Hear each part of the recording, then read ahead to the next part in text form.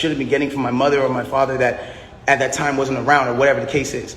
So now it gets to this point now, whatever the case is, boom, she comes out and she goes, listen, you guys and, you know, all this extra shit, this nigga keep talking about me. And I'm in the back, I'm over here watching this like, yo, what did I say? I didn't say nothing. I said nothing to you. It's nothing.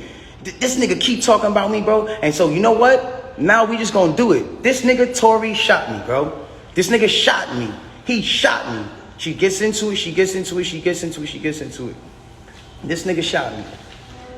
She starts breaking down the story. And I want y'all to pay close attention to how she breaks down the story. Okay? Really pay close attention. She breaks down the story and she says, yo, I'm arguing. I'm in the car. I'm arguing with this nigga. I'm tired of arguing with this nigga. We get into a heated argument. I'm tired of arguing with this nigga. I get out the car. This nigga get out the car, and he starts shooting me. For no reason, he starts shooting me. So boom, then the cops pull us over and da-da-da-da. Hold on, let's take the first facts back for what she just said. So you mean to tell me that you're in a car with a person and this person is arguing with you? This person has gotten you to a place of like, yo, I don't even want to be around you. Like, I'm above this. I'm out of here. You get out of the car because the heated argument is so heated. And then this person gets out and shoots you in both of your feet. And you jump back in the car?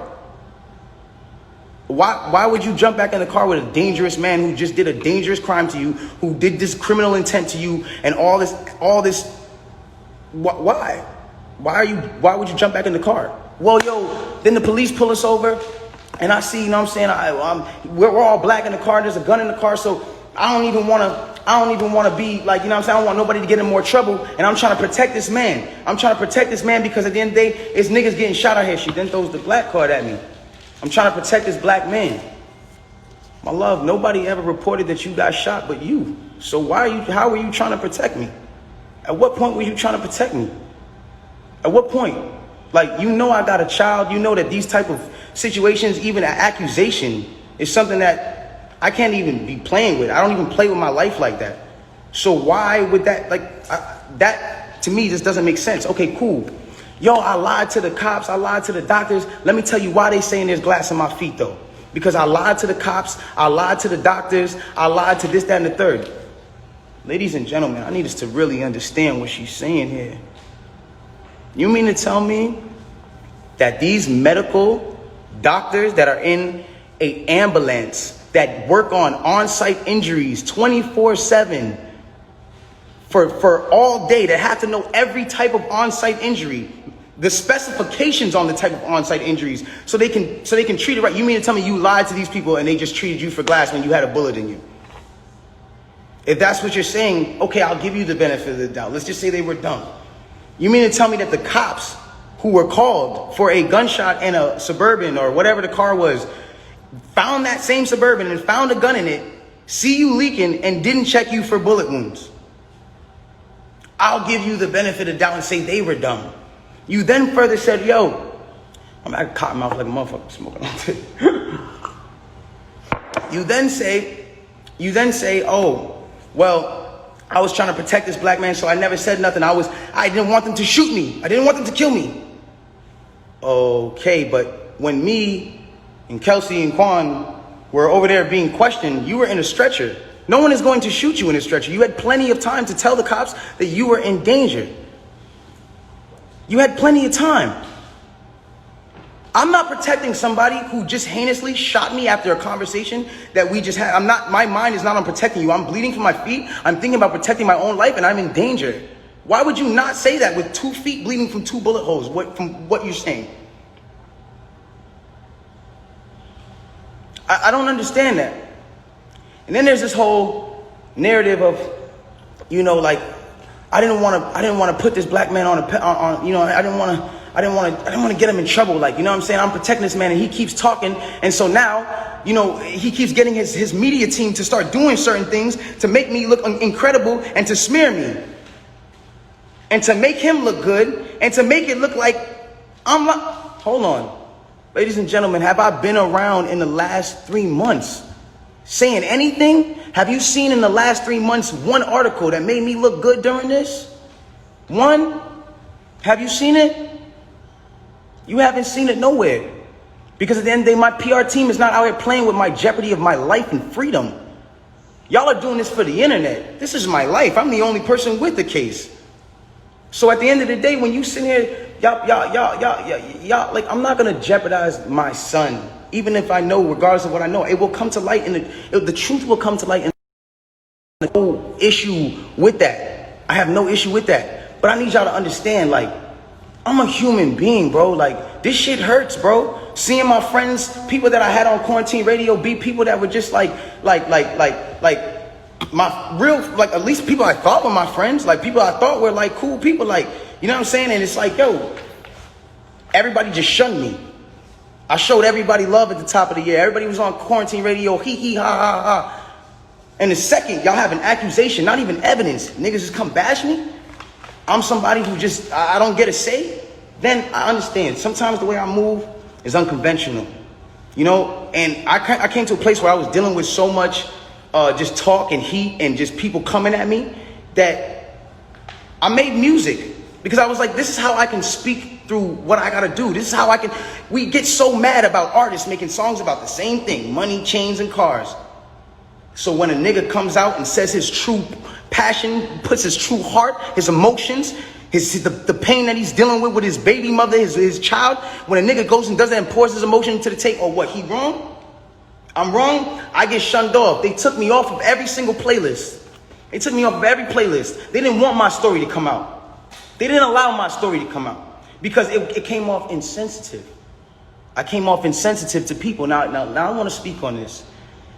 I don't ever want anybody to ever think that I've been insensitive to Breonna Taylor. I marched 9 days straight in Miami for her and George Floyd. I would never, bro, I've mourned this woman as well. And everyone said, listen, we're mourning a black woman today and you dropped an album? How dare the disrespect? Guys, let's bring this back. That day that I dropped that album, my mom, that was her birthday. And that was also the day she died. So I was also mourning a black woman, my mother. That meant a lot to me. My name is Daystar. I'm her youngest son. That meant a lot to me. And all I was doing was giving a truthful album about what I'm going through. And I thought that people were going to be able to hear it and feel me. But they didn't do that. And I don't expect, everyone to just jump into my side, because at the end of the day, I didn't deserve that for the way that I handled this. There's been insensitive things that I've done I apologize for, as far as me not talking to y'all, addressing y'all, coming to y'all sooner and saying, yo, bro, I ain't do this, my nigga. But y'all got to understand the reason why I wasn't able to do that. Once they made this an actual thing, I immediately called the lawyer and was just like, yo, what can I do here? Because there's times I was like, I'm going to just say the whole story right now. They need to know. No, you're not allowed to talk. I will handle that for you in the court of law. So at that point, it gets to a standpoint where it's like, my bad, my shit dries on my. But look, it gets to a point where it's like, I'm sorry that right now, like, this is getting me a little riled up. It's just like, I'm a human being, bro. Like, I feel what you niggas feel. I go through the things that y'all go through, bro. Anybody on this comment list, anybody watching this right now, if you have ever been at a place where somebody has, for the day, just been like, yo, fuck you, or somebody just hit you with a bad comment and niggas are going at you, or any celebrities that have been at a place where niggas are just coming at you, imagine just going through that for 3 months straight, just niggas, and you know that you're a talkative nigga that will say, nigga, nah, but you have your hands tied behind your back because legally you can't put anything else in jeopardy, because it's not about Instagram at that point. It's about the well-being of my family and the mother of my child and my child. And at that point, I had to make a decision of whether or not this was more important, or Instagram likes and understanding of this, or whatever case was more important. Like, I've never been a person that's I've never been a person that's not expressed how he feels. There's things that I feel today, and I want y'all to understand something. Through every single thing that I'm going through the judge or not the judge, the accusations and the charges of 22 years and everything, I keep a smile on my face. Why? Because I know what I know. I know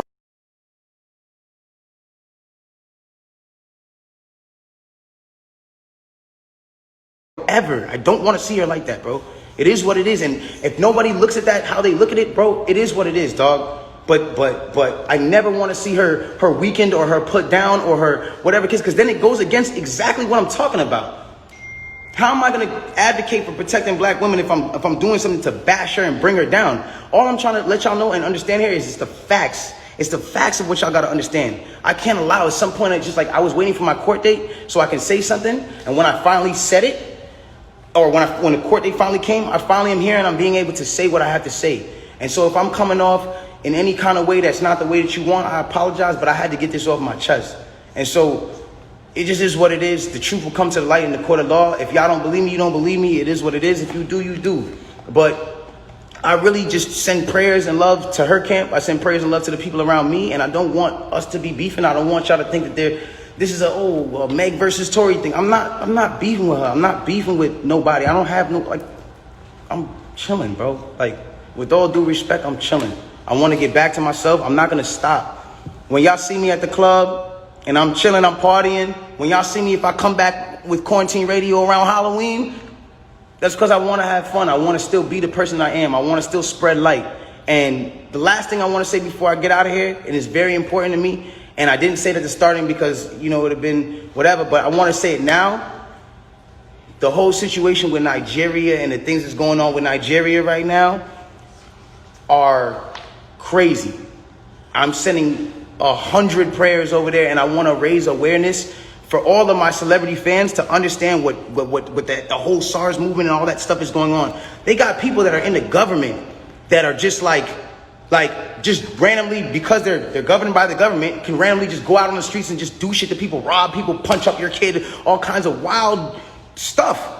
And this is going on right now in Nigeria. And I feel like it's something that I didn't want to be insensitive to, because at the end of the day, like, I'm on live right now with 200,000 people. You know what I'm saying? And at the end of the day, like, I'm not going to be insensitive to the fact that somebody else is going through something, regardless of me going through what I'm going through.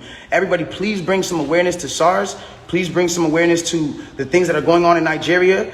And let's do whatever we can do to help build Nigeria and bring our people back, because that's the motherland. That's where we all come from. In some sort of way, in the bloodline and the ancestry, that's where we all come from. I just wanted to get that off my chest. I'm going to let you